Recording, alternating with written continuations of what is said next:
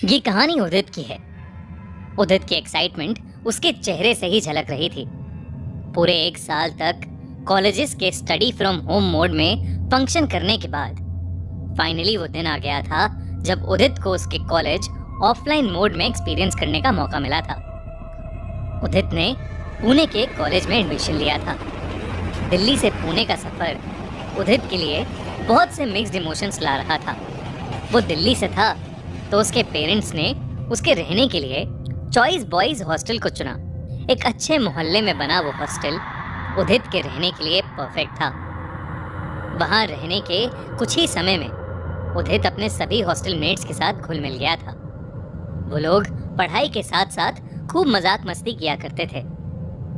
उदित ने अपने first year में एक सब्जेक्ट का एग्जाम मेडिकल सिचुएशन की वजह से मिस किया था और उस सब्जेक्ट में पास होना कॉलेज के नेक्स्ट ईयर में प्रोसीड करने के लिए बेहद ज़रूरी था। इसलिए उसी सब्जेक्ट के री एग्ज़ाम के लिए उदित एक रात अपने कमरे में अकेला बैठा पढ़ रहा था। उसके सभी रूममेट सो चुके थे और उदित अपनी स्टडी टेबल पर पढ़ाई कर रहा था। उदित को गाने सुनते हुए क्वेश्चन सॉल्व करना पसंद था और वो अपने कानों में ईयरफोन्स पहने गाने सुन रहा था। पर अचानक उसके गाने चलते चलते बंद हो गए। उसने अपने फोन को उठाकर देखा तो उसकी बैटरी खत्म हो गई थी। उदित फोन को चार्जिंग पर लगाने के लिए उठा तो उसे किसी की सिसकियां सुनाई दी। उदित को लगा कि शायद कोई औरत धीमी सी आवाज में उसके कमरे के बाहर रो रही थी। वो आवाज पहले तो बहुत दूर से आ रही थी, पर धीरे धीरे उदित को वो आवाज और क्लियरली सुनाई देने लगी, मानो वो रोती हुई औरत उसके करीब आ रही हो। उदित उस आवाज का सोर्स ढूंढने की कोशिश करने लगा और कमरे के बाहर कॉरिडोर में देखने लगा। कॉरिडोर में बिल्कुल अंधेरा था, पर वो श्योर था कि उस कॉरिडोर में से ही वो आवाजें आ रही थीं। एक बॉयज हॉस्टल में किसी लड़के की रोने की आवाज आना बहुत अजीब था। उदित यही सोच रहा था कि तभी उसे पायल पहने किसी के चलने की आवाज भी आने लगी। उन पायल पहने पैरों के कदम उसी की तरफ बढ़ते हुए सुनाई दे रहे थे, पर उदित को कुछ भी नहीं दिख रहा था। वो कदम तेजी से उसकी तरफ बढ़ने लगे और कुछ ही पलों में एक काला साया उसके सामने से होते हुए निकला। उदित एकदम से घबरा गया। फिर वो आवाजें कॉरिडोर में ही कहीं खो गईं। उदित को कुछ समझ नहीं आ रहा था, पर उसे अभी एग्जाम के लिए भी पढ़ना था। फ्रेश होने के लिए वो अपने वॉशरूम में चला गया। ठंडे पानी से मुंह धोकर उदित शीशे के सामने अपना मुंह पोंछने लगा, पर जैसे ही वो तौलिया उसकी आंखों से हटा, उसे शीशे में अपने ठीक पीछे एक बेहद भयानक औरत लाल साड़ी पहने हुए दिखाई दी। उसकी चमड़ी सड़ कर काली पड़ चुकी थी और उसकी आंखों से आंसू बह रहे थे। उदित उसे देखते ही जोर से चीखा और बेहोश होकर नीचे गिर गया। उसकी चीख सुनकर उसका रूममेट ध्रुव जाग गया। उदित को जमीन पर गिरा हुआ देख वो भी थोड़ा घबरा गया। वो उदित को उठाकर बिस्तर पर ले गया और उसके मुंह पर पानी के छींटे डालकर उसे उठाया। उठने पर उदित कुछ बड़बड़ाने लगा। वो कहने लगा, बाहर कॉरिडोर में वो पायल की आवाजें, वो लाल साड़ी वाली औरत। ध्रुव को उदित की कोई भी बात समझ नहीं आ रही थी। उदित का शरीर बुखार से तप रहा था। ध्रुव ने उसे एक बुखार की गोली देकर उसे सोने को कहा। ध्रुव की नींद थोड़ी उड़ चुकी थी और उसे उदित की भी चिंता हो रही थी। वो उदित की बातों के बारे में सोच ही रहा था कि ध्रुव को भी कॉरिडोर में पायल पहने किसी के चलने की आवाज आई। वो एकदम चौंक उठा, क्योंकि उदित भी ऐसी ही आवाज के बारे में बात कर रहा था।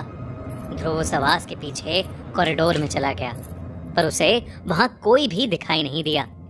कॉरिडोर के अंधेरे में खड़े ध्रुव को अभी भी पायल पहने किसी के चलने की आवाज आ रही थी और वो आवाज तेज होती जा रही थी। ध्रुव बहुत ज्यादा डर गया और वहां से भागकर वापस अपने कमरे में आ गया। कमरे में घुसते ही उसने देखा कि उदित बेड पर नहीं था। उदित आखिर इस बीमार हालत में कहाँ चला गया था। इतने में ध्रुव को फिर से कॉरिडोर से एक आवाज आई। उसे लगा कि शायद उदित कॉरिडोर में ही उसे ढूंढ रहा होगा। वो जैसे ही बाहर गया, उसे सामने से उसकी तरफ बढ़ते कदमों की आवाज सुनाई देने लगी। उन कदमों की आवाज तेज हो रही थी कि तभी उसके कंधे पर एक हाथ आया। ध्रुव की हार्ट बीट तेज हो गई और वो झटके से पीछे मुड़ा। उसने देखा कि पीछे उदित खड़ा था। उदित ने ध्रुव से पूछा कि उसे क्या हुआ है और वो इतना डरा हुआ क्यों है। ध्रुव कुछ नहीं बोला। उदित ने फिर से उससे पूछा कि क्या उसे भी वो सब आवाजें सुनाई दी। ध्रुव को अब कुछ समझ नहीं आ रहा था। तभी ध्रुव को एक औरत के रोने की आवाज सुनाई देने लगी और इसके बाद ध्रुव ने जो देखा, उसे देख उसकी पूरी रूह कांप उठी। उदित के ठीक पीछे वही लाल साड़ी वाली औरत अपना भयानक चेहरा लिए खड़ी हुई थी। वो औरत ध्रुव के पास आई, उसे घूर के देखा और पीछे मुड़कर कॉरिडोर के दूसरी तरफ रोती हुई चलने लगी। ध्रुव को मानो कोई सांप सूंघ गया था। इतना भयानक एक्सपीरियंस उसके साथ आज तक नहीं हुआ था। धीरे धीरे वो औरत अंधेरे में कहीं गायब हो गई। ताज्जुब की बात तो ये थी कि उदित को इस बार कुछ नहीं दिखा और ना ही कुछ सुनाई दिया।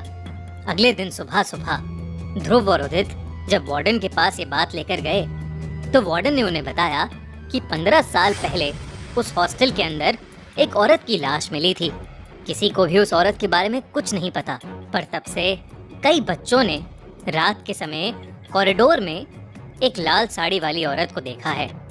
साथ साथ कई स्टूडेंट्स ने यह भी दावा किया है कि उन्होंने देर रात में किसी औरत की रोने की आवाजें और पायल की आवाजें भी सुनी हैं। वार्डन ने यह भी बताया कि उस औरत ने कभी किसी को नुकसान नहीं पहुंचाया है। उसकी आत्मा बस उस हॉस्टल में भटकती रहती है और इसलिए आज भी वहाँ लोग बिना किसी डर के रहते हैं। वार्डन की ये बात सुनकर उदित और ध्रुव बुरी तरह डर गए, क्योंकि जो उदित और ध्रुव ने देखा था वो जरूर उसी औरत की आत्मा थी। कोई माने या ना माने, पर उन दोनों ने उस आत्मा को अपनी आंखों से देखा था। अगले ही हफ्ते उन दोनों ने किसी और हॉस्टल में शिफ्ट कर लिया, लेकिन उस रात को वो शायद कभी नहीं भूल पाएंगे। दोस्तों, क्या आप ऐसे हॉस्टल में रह सकते हैं